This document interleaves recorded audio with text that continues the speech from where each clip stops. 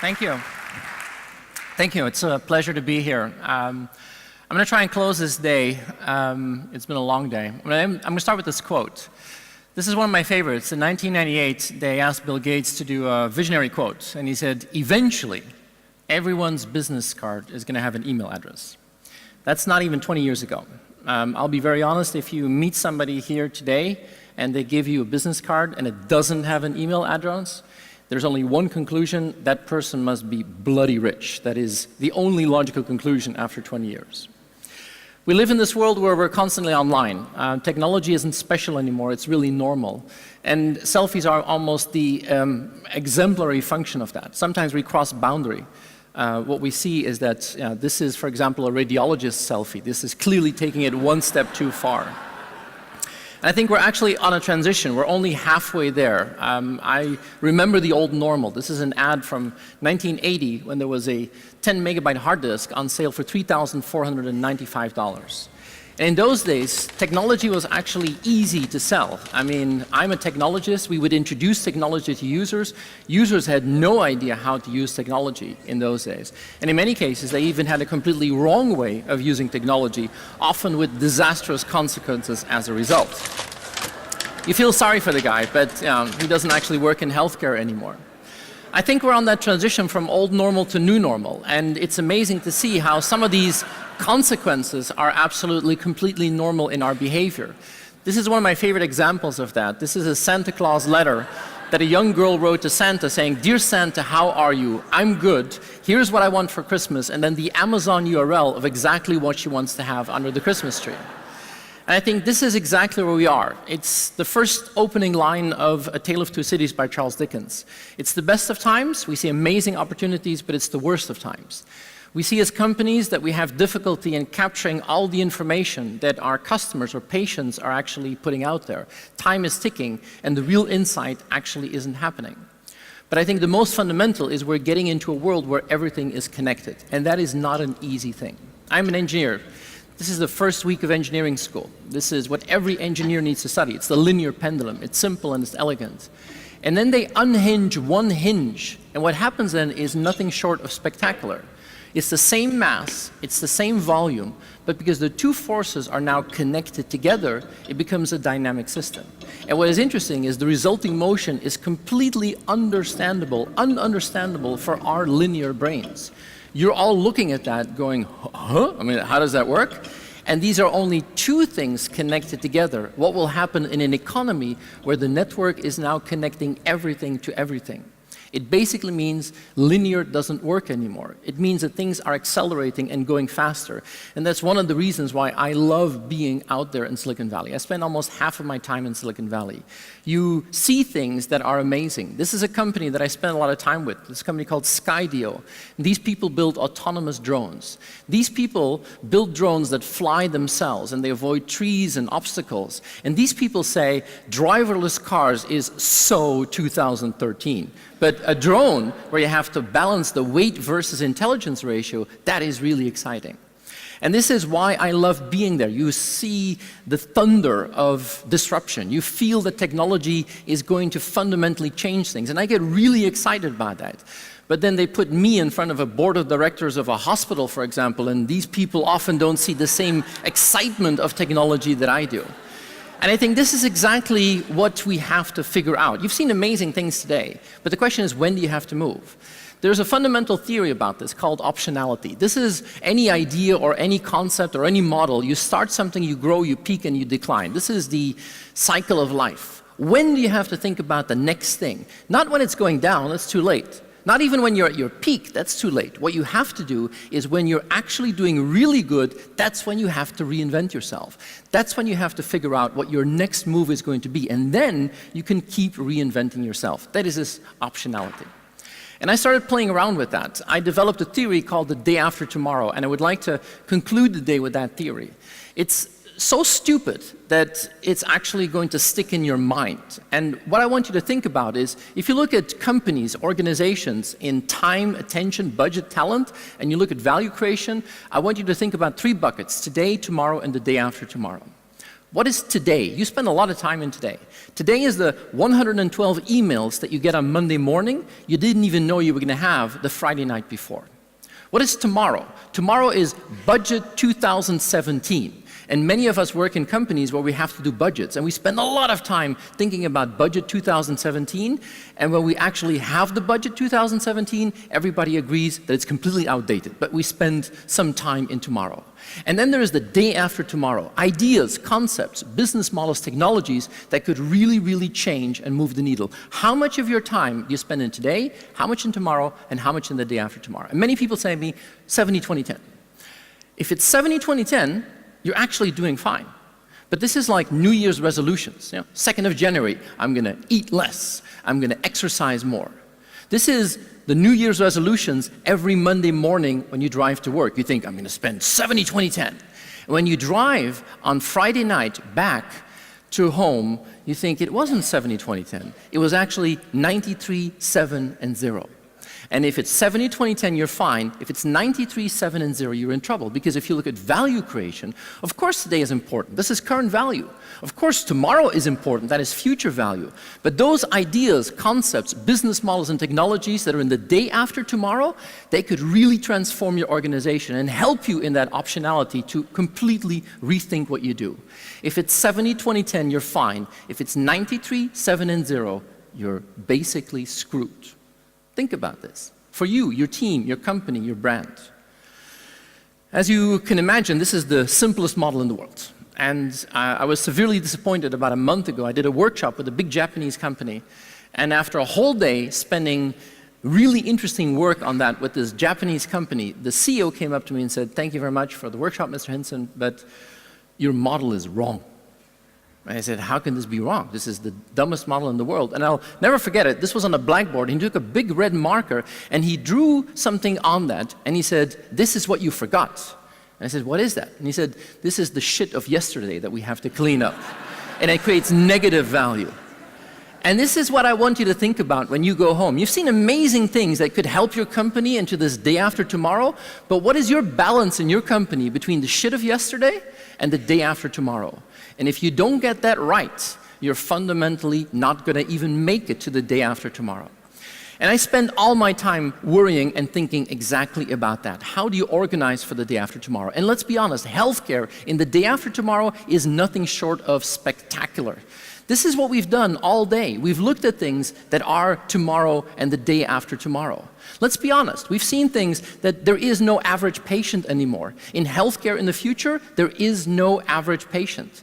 We're going to see that more and more reactive is out and proactive is in. Just like dentistry 50 years ago was about pulling teeth, now it's about making sure that your teeth don't actually get sick anymore. And what we see more and more is that the traditional players are not the trusted players. We see the community playing a much more active role. And that means that 4 things in healthcare are fundamentally going to change. 1, what we know, what we measure, how we act, and how we treat. What we know. Daniel talked about this. Look at what we've seen. 5 years ago, you could do a 23andMe test for $99, which did only a partial analysis of your DNA.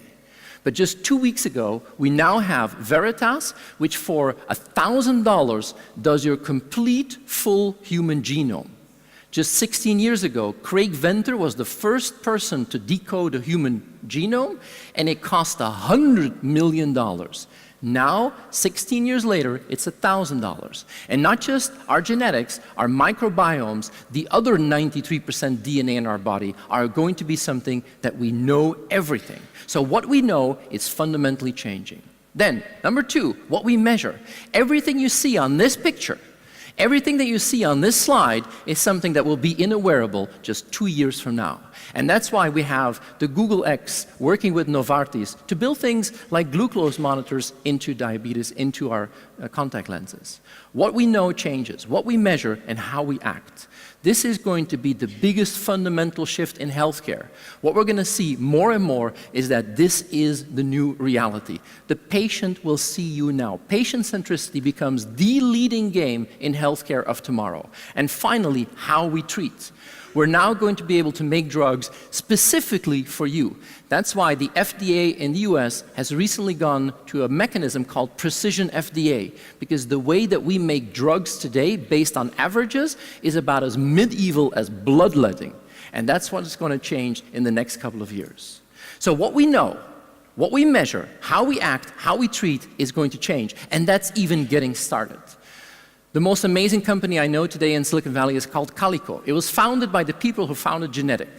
Genentech was the leading bio company in the US, California-based, did a lot of drug research on cancer, and it was sold recently, a couple of years ago, to Roche, the Swiss company.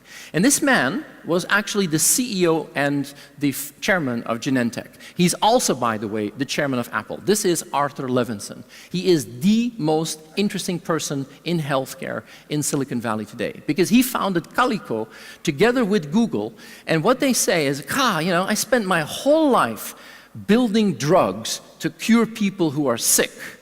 And then he sells his company to Roche and he becomes a billionaire. And what do billionaires do now? They don't go to the Bahamas, they say, let's do something really cool. He founds Calico and he says, you know what? Instead of making drugs to treat people who are sick, let's make sure that people don't die anymore.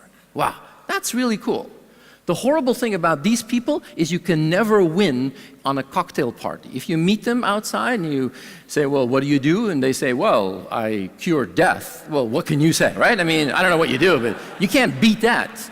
Healthcare is going to the day after tomorrow faster than ever before. What we know, what we measure, how we act, how we treat, that is going to change. And that's why I like to observe how do you do that. Let me give you one example. This is Johnson & Johnson. Johnson & Johnson is the biggest healthcare product company in the world. You've all used their products, but some of their products are now under attack. For example, Johnson's baby shampoo is under heavy attack at this moment because recently it was discovered that some of the ingredients might be actually causing cancer. That is the shit of yesterday that Johnson & Johnson has to focus on. The current portfolio of Johnson & Johnson is the widest array of healthcare products, and 99% of the people at J&J, they worry about today. And their number one customers, hospitals. And they're trying in tomorrow to reinvent it to actually have more of the same, more efficiently and more elegantly. But what about the day after tomorrow? The day after tomorrow is fundamentally different. Today, the number one customers of Johnson & Johnson is hospitals. And if you ask the CEO of a hospital, what is the number one KPI of a hospital today? It's the occupancy of the beds. But what is interesting is this man is running the day after tomorrow of Johnson & Johnson. This guy is Diego Miralles. He's based in San Diego, in La Jolla, actually. And he says, I don't care about today. I don't care about tomorrow. I only work at J&J to reinvent for the day after tomorrow. And that's why he invests as an individual in things like 23andMe. That's why he invests in building robot surgery together with Google, because he says, I only do the day after tomorrow. Now, what is interesting, he's based in San Diego, in La Jolla, which is a really beautiful place. And what is interesting, it's 5 hours by plane away from the headquarters of Johnson & Johnson.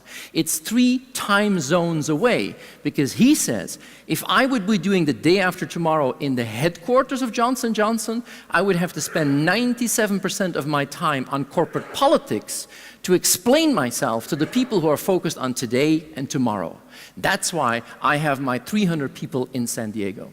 So think about this. Startups, you've seen a lot of really cool technology, but this startup mentality, and I like to use this mentality to round it off. Many companies today are plantations.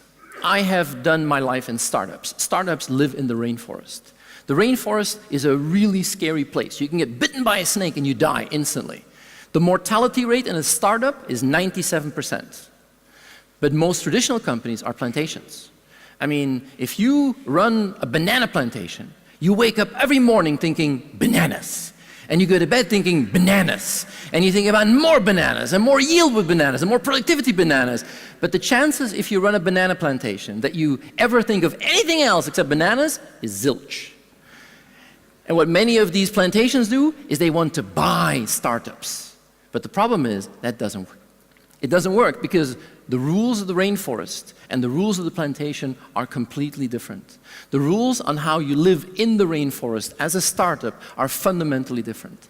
And that's why I think the number one issue is not going to be technology, it's going to be about people and culture. Many traditional companies, many healthcare companies, many healthcare organizations are still run in a very traditional way. And that's why we have a situation where if we introduce new things, it doesn't work. The resistance to new ideas is a function of the number of employees to the power of the number of management levels. And that's exactly why many companies in healthcare are having org charts that are starting to look exactly like this. I see people taking pictures. I'll send you the slides. I see people starting to put names on that. That's not the idea, but this is the fundamental problem. How are you going to go home after an exciting day like this with all these new possible things that could get you into the day after tomorrow? And I'll give you one last tip. Many companies, certainly in healthcare, they are big organizations. They're traditional organizations. They have a board of directors. And the board of directors has a subgroup, which is the audit committee. And who is in the audit committee of a company? The most boring people in the world. It's true. Certainly in healthcare. And we need them because we need to make sure that we don't lose patients and we don't kill anybody. The people in the audit committee are there to make sure that you follow the rules, that you color inside the lines. But let me give you one tip. If you want to reinvent yourself in the day after tomorrow, as a countermeasure to your audit committee, maybe you should have a disruption committee where you put your wildest thinkers, your most restless people who are constantly thinking, what could you do to color outside the lines to actually reinvent yourself for the day after tomorrow? Let me end with 3 tips. 1, many big corporations here in healthcare, from time to time, unlearn that. Learn to think with the power of a startup. 2, don't try to innovate on your own. This is the age of networks. This is the age of ecosystems. Innovate with the power of a network. And finally, and I know this is really difficult, don't over-strategize. This is the greatest strategic thinker of the 20th century. This is Professor Iron Mike Tyson, and I think he nailed it when he said, everybody has a strategy until they punch you in the face. That is what I do not wish that happens to you. I wish you a lot of success. I hope you had an amazing day, and I really hope that you make it into the day after tomorrow. Thank you very much. Thank you.